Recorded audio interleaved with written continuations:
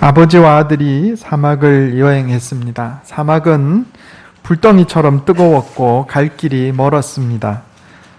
뜨거운 햇볕과 목마름을 견디지 못한 아들이 아버지에게 말합니다. 아버지, 더 이상 못 가겠어요. 목마르고 지쳐서 죽을 지경이에요. 그러자 아버지가 아들을 격려합니다. 아들아, 조금만 참아라. 끝까지 가보아야 하지 않겠니? 좀 있으면 사람이 사는 마을을 발견할 수 있을 거야. 그러나 아들은 절망 속에 빠져서 허우적거리며 걷고 있었습니다. 그러다가 두 사람은 가는 길에 무덤 하나를 발견했습니다. 이를 본 아들이 깜짝 놀라서 말합니다. 아버지, 저것 보세요. 저 사람도 우리처럼 지쳐서 죽은 거예요. 무덤 있는 거 보이잖아요. 그러자 아버지가 아들의 어깨에 손을 얹으면서 말했습니다. 아들아, 무덤이 여기 있다는 것은 사람 사는 마을이 가까이 있다는 것이 아니겠니?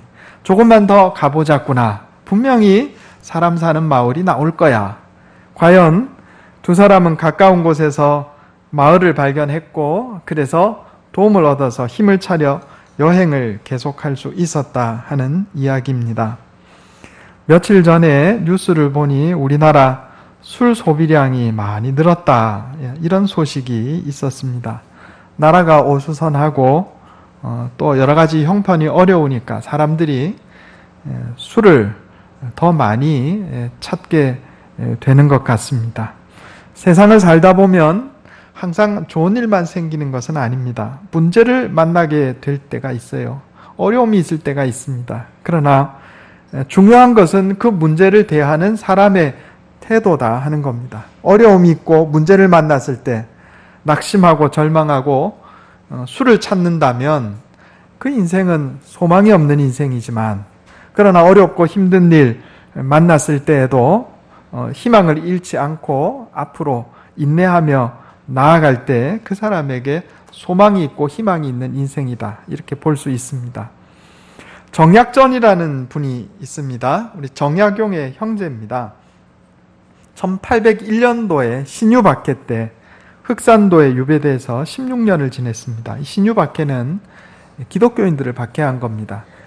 프로테스탄트 기독교 들어오기 전에 천주교가 18세기 후반에 들어왔는데, 그 가운데 이처럼 예수 믿은 사람이 많이 있었어요. 정약용 형제도 그 안에 포함이 되어 있습니다. 그런데 이 정약전이라는 분이 신유박해 때 흑산도에 유배돼서 자그마치 16년을 거기서 귀양살이를 했습니다. 그러나 그는 그곳에서 절망하지 않고 흑산도 근해에 바다 생물을 직접 채집하고 관찰해서 자산어보라고 하는 책을 썼어요. 학생들 학교 가면 다 배웁니다. 자산어보.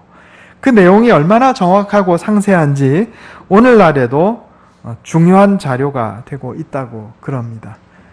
정약전은 16년의 어려운 세월을 절망하고 낙심하고 포기하는데 보낸 것이 아니고 새로운 희망과 사명을 이루는 기회로 바꾸었다 하는 겁니다.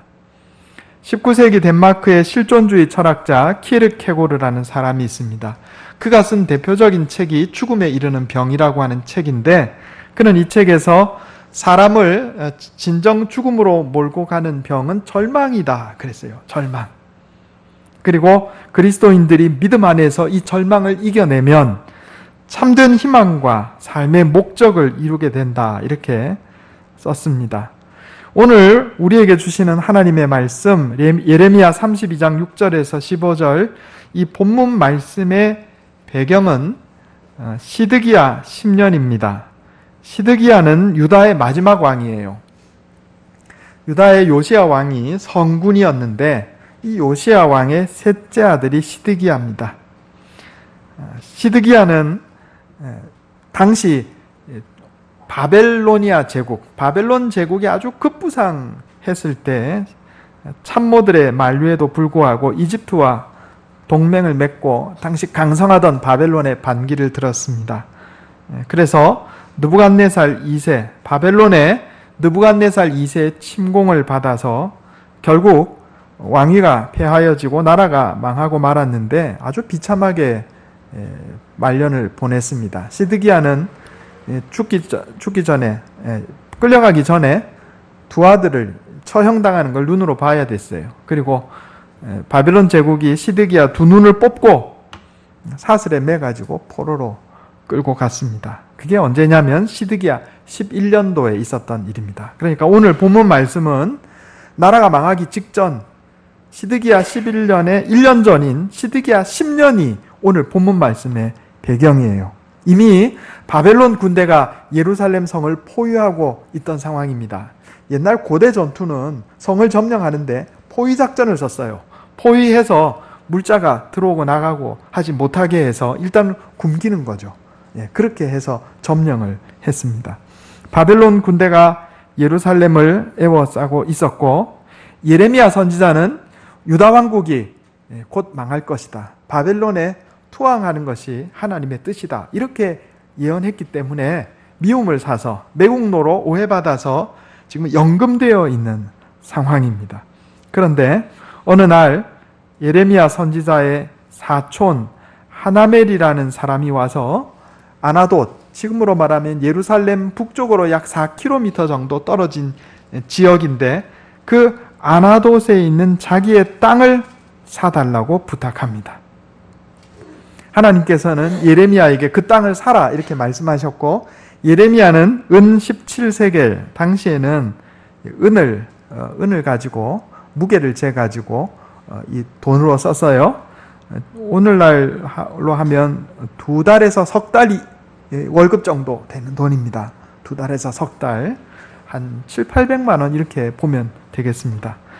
이 돈을 주고 사촌의 땅을 삽니다. 전쟁의 상황임을 감안하면 작은 액수가 아닙니다. 그리고 나라가 망하면 땅이 중요합니까? 들고 있는 현금이 중요합니까? 땅이 중요해요. 이 땅 뺏기고 언제 갈지 모르는데 현금이 중요하게 돼 있어요. 당시에는 은을 통용했기 때문에 은은 어디 가든지 쓸 수 있는 돈이죠. 상황이 지금 그렇습니다. 예레미야가 이 땅을 산 사건, 오늘 이 본문 말씀을 가지고 한번 교훈을 살펴보려고 합니다. 첫 번째는 상황이 어려워도 하나님 말씀은 지켜져야 한다 하는 겁니다. 따라해 보겠습니다. 상황이 어려워도 하나님 말씀은 지켜져야 합니다. 여기 오늘 본문 말씀에 보면 기업을 물을 권리가 내게 있느니라 이런 이야기가 나옵니다. 오늘 우리가 성경을 좀 알아야 됩니다. 하나님께서 이스라엘 백성들에게 가나안 땅을 주실 때 지파별로 나눠 주셨어요. 지파별로. 이스라엘이 12지파로 돼 있죠. 레위 지파 빼고 에브라임과 므낫세 지파가 요셉의 두 아들 에브라임과 므낫세 지파가 들어가서 12지파가 땅을 이렇게 나누었는데 하나님께서 이 지파별로 분배된 땅의 경계가 무너지지 않기를 원하셨어요. 그래서 기본적으로 땅을 사고 팔더라도 다른 지파 사람에게 팔면 안 되고 자기의 가장 가까운 친척에게 땅을 팔도록 했습니다. 성경 한번 찾아보겠습니다. 레위기 25장 23절입니다.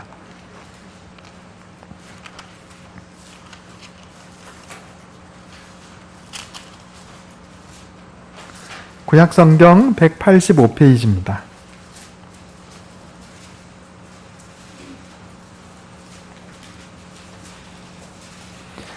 구약성경 185페이지 레위기 25장 23절에서 28절까지 말씀입니다.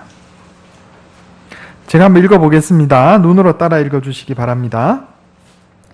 토지를 영구히 팔지 말 것은 토지는 다 내 것임이니라. 너희는 거류민이요 동거하는 자로서 나와 함께 있느니라. 이 성경에 의하면 땅은요 하나님의 것입니다.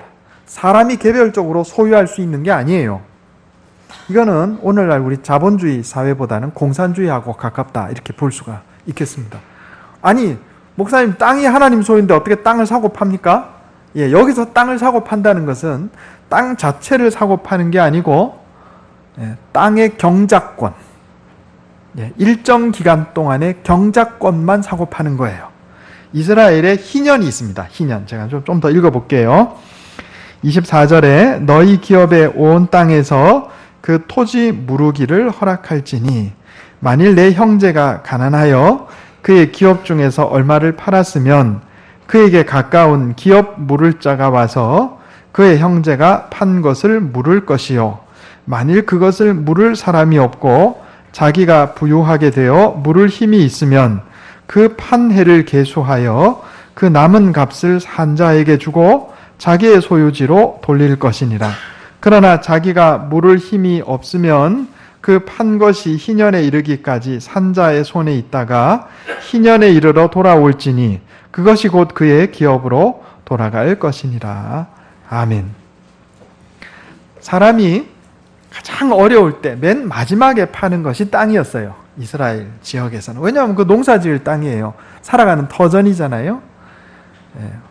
우리가 형편이 어렵고 할 때 제일 마지막에 파는 게 뭐예요? 땅과 집입니다. 그죠? 그 아주 어려운 상황에서 땅과 집을 팔게 되는 겁니다. 그런데 그래서 어떤 사람이 자기가 가지고 있는 땅을 판다고 할 때, 자, 이 땅의 경작권을 파는 거예요. 그런데 다른 지파 사람에게 팔면 땅의 경계가 무너지니까 다른 지파 사람에게 팔아야 될 이런 상황이 오면 누가 사냐면 가장 가까운 친척이 사는 겁니다.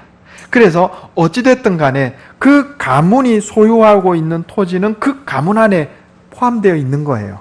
그죠? 땅을 사고 팔더라도 가장 가까운 친척끼리 사고 팔게 되어 있으니까. 그리고 금방 말씀드린 것처럼 땅의 소유권 자체를 파는 게 아니고 경작권만 주고받는 겁니다. 이스라엘에 희년이라는 제도가 있었어요. 7년 안식년이 7번 되면 49년이잖아요. 그 다음 해가 50년인데 요 해를 희년이라 그랬습니다. 요 희년이 되면 가난해서 땅을 팔았던 사람도 그 땅이 다시 자기 소유로 돌아오는 겁니다.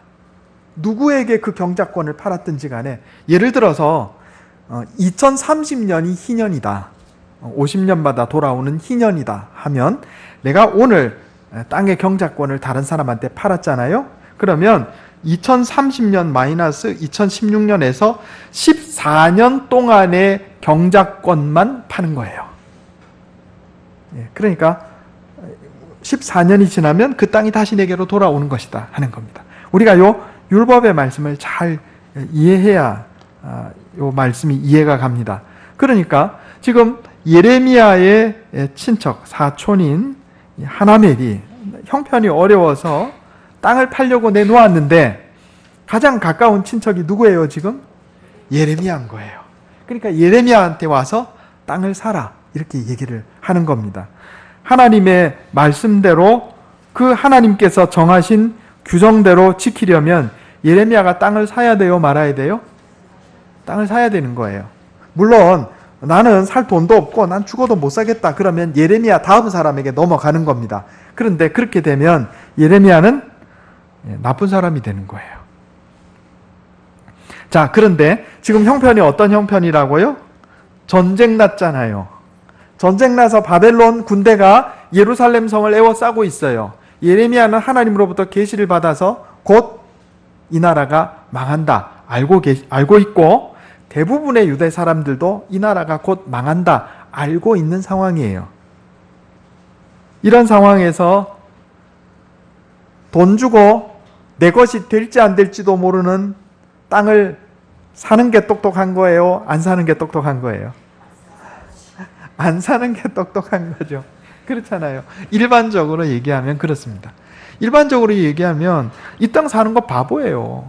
나라가 망한 게 생겼는데 지금 은을 챙겨가지고 어떻게든 살아날 방도를 구해야지 지금 땅을 사게 생겼냐고요.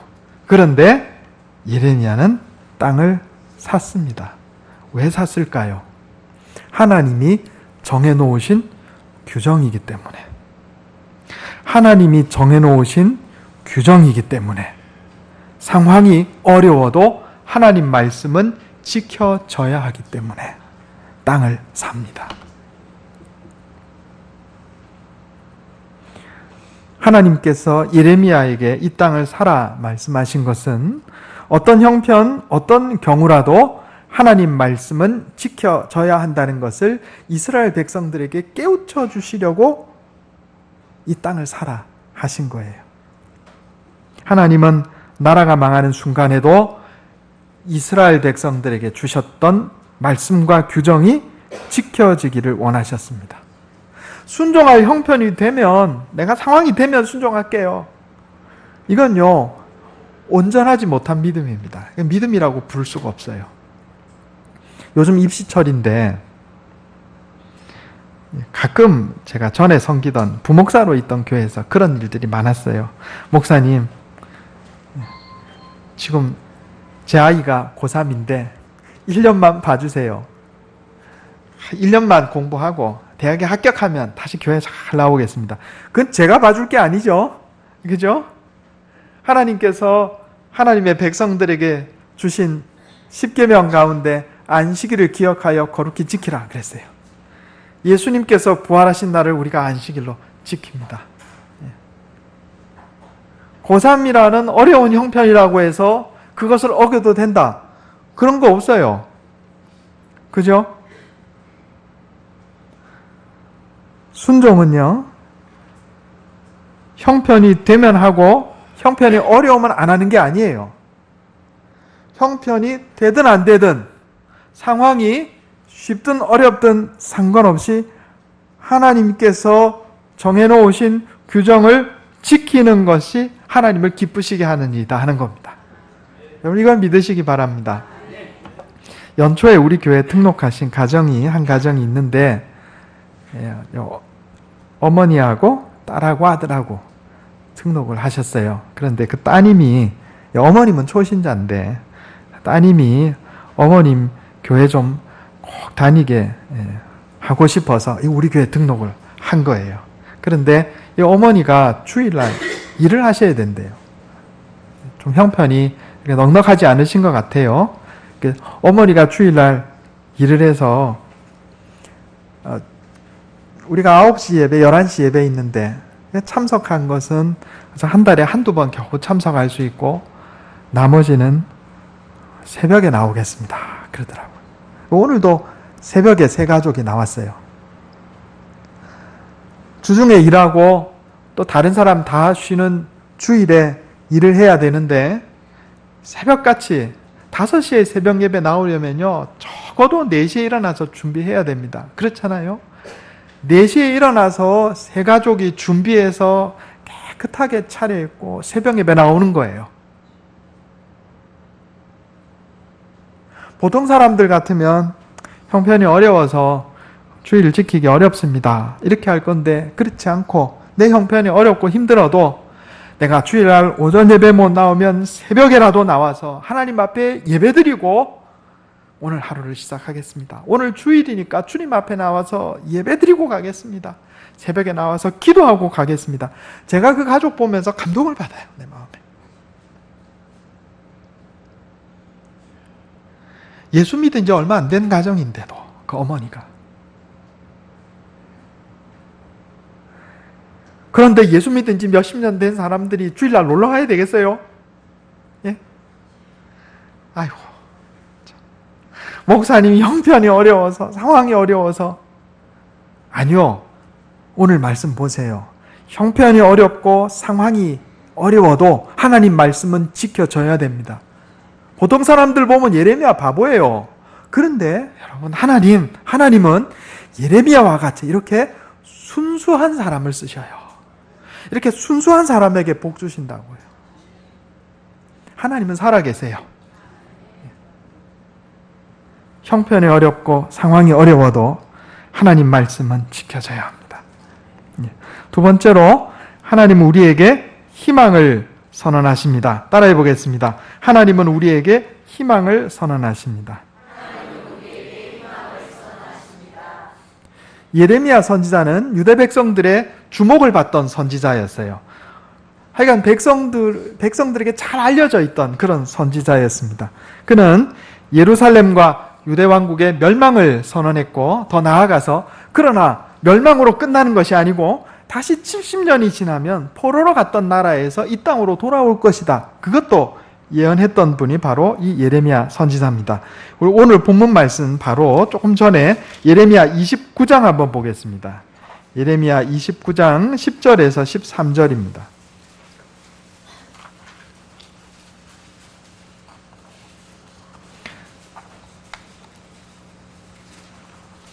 제가 읽어보겠습니다. 눈으로 따라 읽어주시기 바랍니다. 예레미야 29장 10절에서 13절.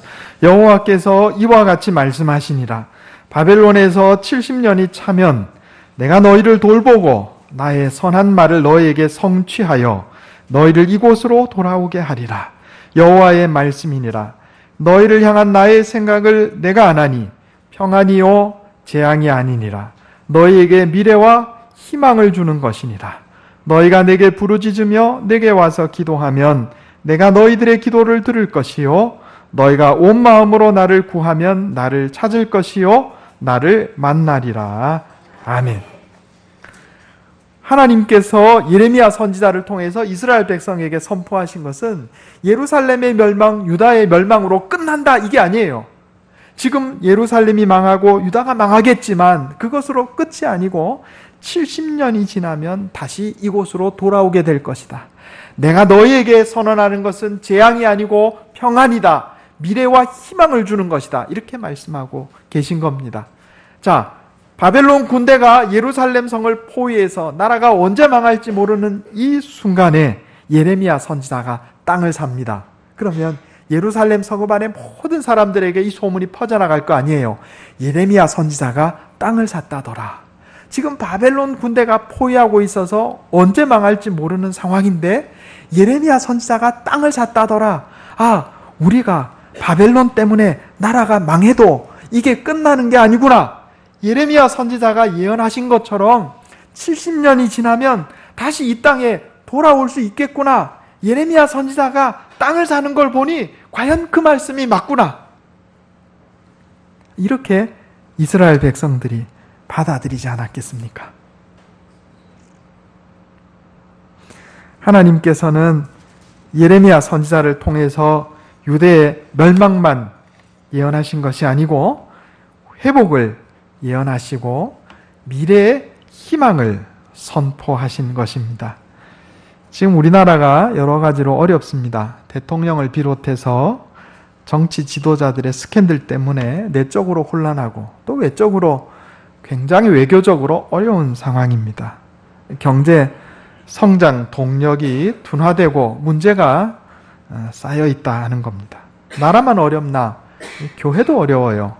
우리나라 개신교회가 특히 어렵습니다. 교회 내 부정부패, 이단의 창궐, 또 세속주의가 침투해서 복음 전도하는 것이 날이 갈수록 어려워지고 있는 상황이다 하는 겁니다. 그러나 우리는 절망 속에 웅크릴 것이 아니고 일어서서 희망을 노래해야 합니다. 희망을 노래합시다. 예레미야 선지자는 바벨론 군대가 예루살렘 성을 포위하고 있는 상황에서도 땅을 샀어요. 그의 몸으로 희망을 선포한 겁니다. 하나님께서 비록 이 땅이 멸망하겠지만 하나님께서 다시 우리를 이곳으로 회복시켜 주실 것이다. 희망을 선포한 겁니다. 나무의 나이테는 여름에 놀라운 성장의 시기를 지나서 겨울을 견뎌내었을 때 생기는 것이 나이테입니다. 열대지방의 나무에는요, 나이테가 거의 보이지 않아요. 흐릿합니다. 그러나 온대지방, 한대지방에는 여름에 아주 많이 자랐다가 겨울에는 조금밖에 못 자라요. 그런데 겨울에 자라는 그 부분이 아주 치밀하게 자라기 때문에 나이테가 있는 나무, 여름과 겨울을 번갈아 가면서 나이테가 생긴 나무는 쉽게 부러지지 않습니다. 열대지방 나무들은 쉽게 부러집니다. 두꺼워도. 톱으로 썰 때도 쉽게 썰어져요. 나이테가 나무를 강하고 단단하게 만드는 겁니다. 겨울이 있어야 봄도 있고 여름도 있는 겁니다. 그래서 저는 우리나라의 이 지금의 위기 상황을 겨울이라고 생각해요. 그러나 겨울로 끝나는 것이 아니고 이 겨울에 이 어려운 상황에 우리가 잘 극복해내면 이것으로 말미암아 그 다음에 다시 풍성한 성장의 여름이 올 것이다. 분명하게 믿습니다. 여러분, 오늘날 우리 한국교회가 어렵다고 그럽니다. 그런데 우리가 이 교회의 겨울의 시기에 교회 안에 침투해 있는 모든 이단적인 성향과 부정부패, 세속주의의 누룩을 다 걸러내고 나면 다시 우리 교회가 순수한 모습으로 거듭나서 60년대, 70년대, 80년대 있었던 새로운 부흥이 우리 한국교회에 있을 것을 제가 믿습니다. 그러므로 어려움에 낙심하지 말아야 돼요. 우리 인생도 마찬가지입니다. 혹시 지금 인생의 겨울을 통과하고 계신 분들이 있습니까? 낙심하지 마시기 바랍니다. 하나님은요, 우리에게 극복하지 못할 시련은 주지 않으신다 그랬어요. 고린도전서 10장 13절에 보면 사람이 감당할 시험 밖에는 너희가 당한 것이 없나니 오직 하나님은 미쁘사 너희가 감당하지 못할 시험 당함을 허락지 아니하시고 시험 당할 쯤에 또한 피할 길을 내사 너희로 능히 감당하게 하시느니라 그랬어요. 하나님께서 우리에게 시련을 주시는 것은 이겨내서 더 강해지라고, 더 단단해지라고, 더 굳건해지라고 시련을 주시는 것이다 하는 겁니다. 중요한 것은 믿음으로 이겨내는 거예요. 베드로전서 5장 10절에 잠깐 고난을 당한 너희를 친히 온전하게 하시며 굳건하게 하시며 강하게 하시며 터를 견고하게 하시리라 그랬습니다. 히브리서 13장 5절에 내가 결코 너희를 버리지 아니하고 너희를 떠나지 아니하리라 하셨습니다. 나를 향한 하나님의 사랑을 믿으시기 바랍니다. 인생의 겨울을 지내고 계십니까? 지금 교회의 겨울이고 나라의 겨울입니다. 그러나 이것은 절망의 때가 아니고 미래의 소망을 바라보며 희망의 노래를 불러야 할 때가 오늘이다 하는 겁니다.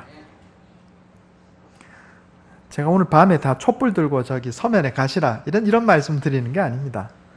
그건 개별적으로 다 판단하실 문제이지만 우리가 그리스도인들로서 낙심하지 말고 절망하지 말고 희망을 바라보며 기도해야 한다 이 말씀입니다. 세 번째로 하나님 말씀에 순종하는 자에게 복된 미래가 있습니다. 따라해 보겠습니다. 말씀에 순종하는 자에게 복된 미래가 있습니다. 예레미야는 하나님 말씀에 순종해서 하나멜에 땅값을 지불하고 땅을 샀어요. 어떤 질문도 하지 않습니다.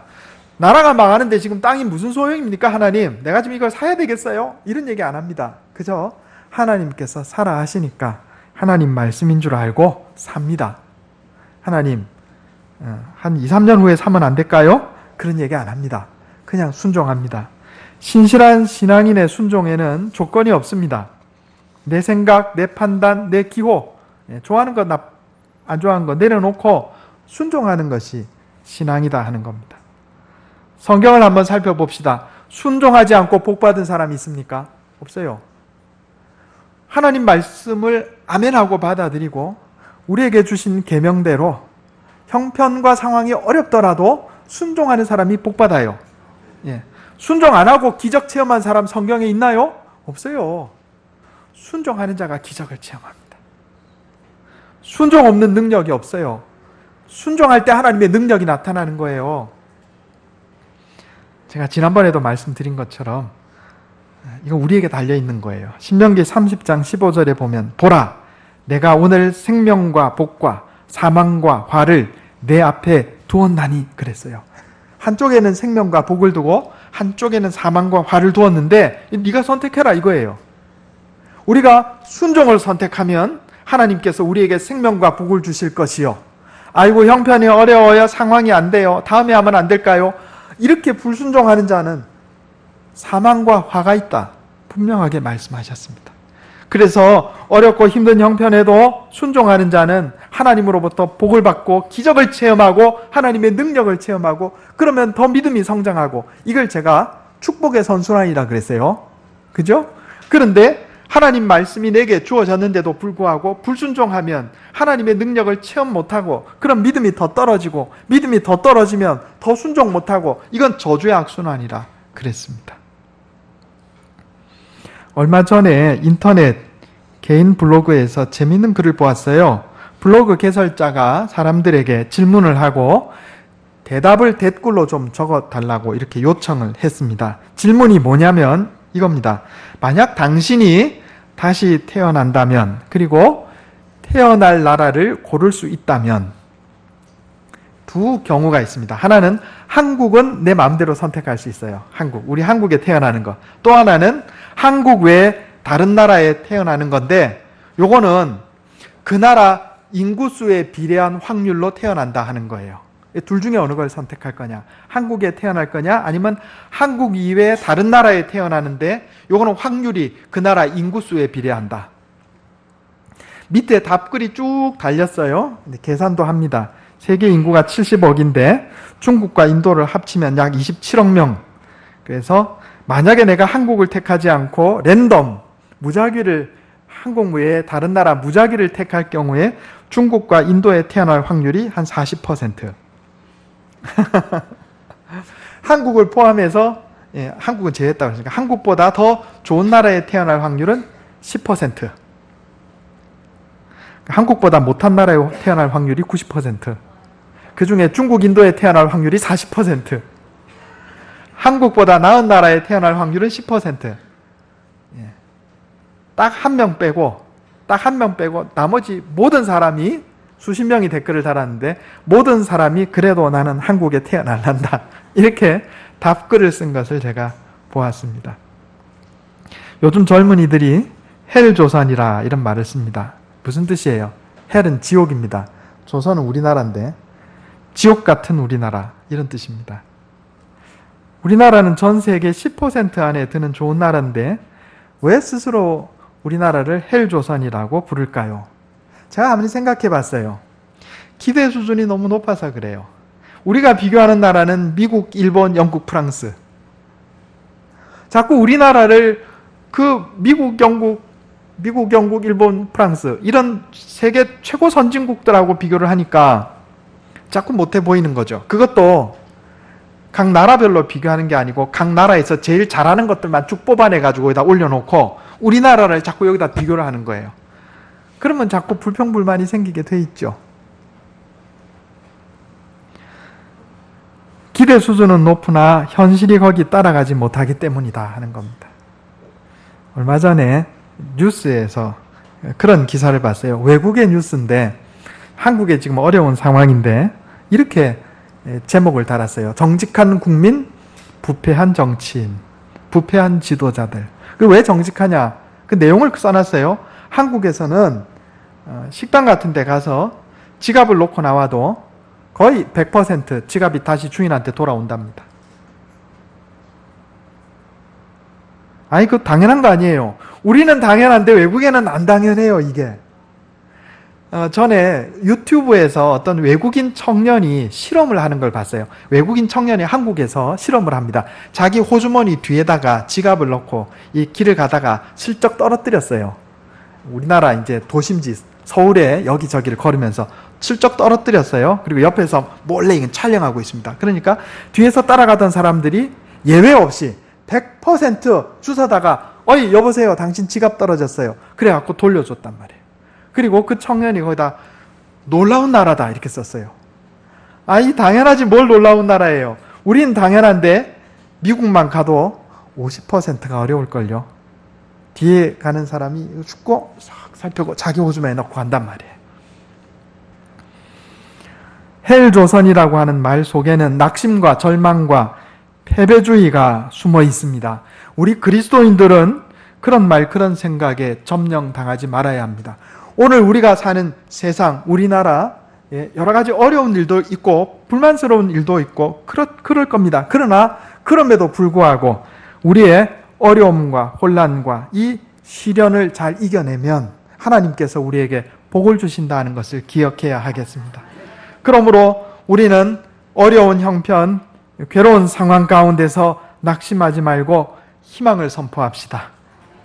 무덤이 있는 곳에 마을이 있는 법이에요. 어떤 상황에서도 하나님 말씀은 지켜져야 합니다. 우리 그리스도인들은 시련 속에서도 희망을 선포합시다.